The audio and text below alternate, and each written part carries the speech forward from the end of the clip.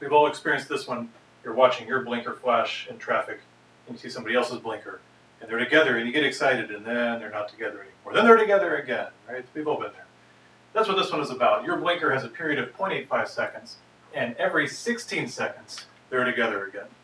The question is, what is the period of the other person's blinker?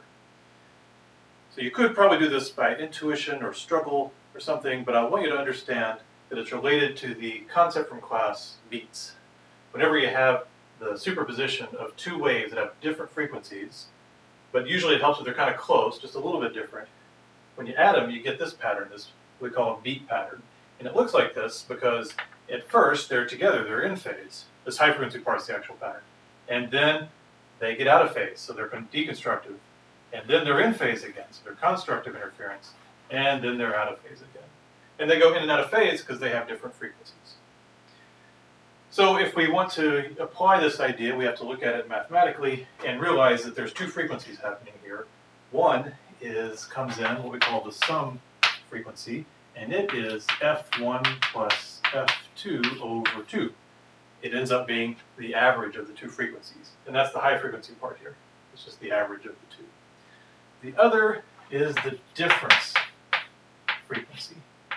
And since F2 is larger, I'll write it as F2 minus F1 over 2.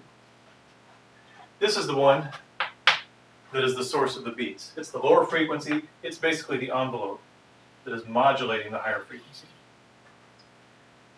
So this is the one related to our observation, because what we're saying is when we see them blink together, that's when we're at the constructive part. That's when we have the large amplitude of the beat pattern. And when we see them out of phase, that would be this part, and then we see them together again, and that's this part again.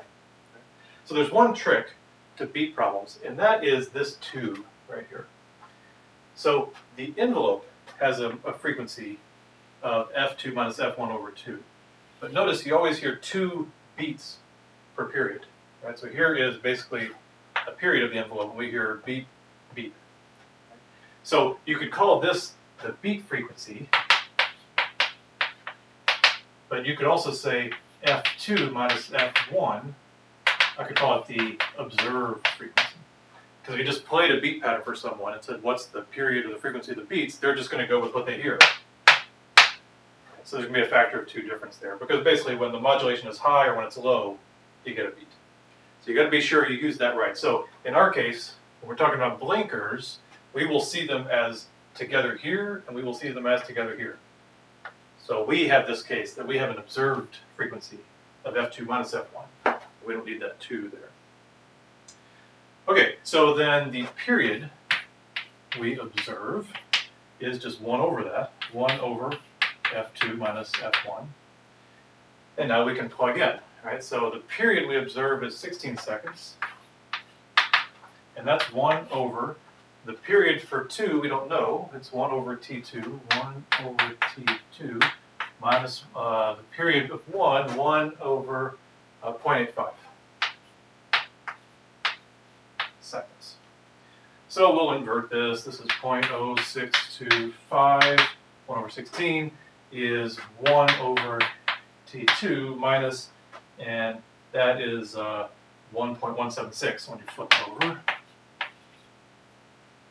Okay, and then you subtract over, solve for T2, and you get T2 is 0.81 seconds. So just as promised, a little bit faster than 0.85.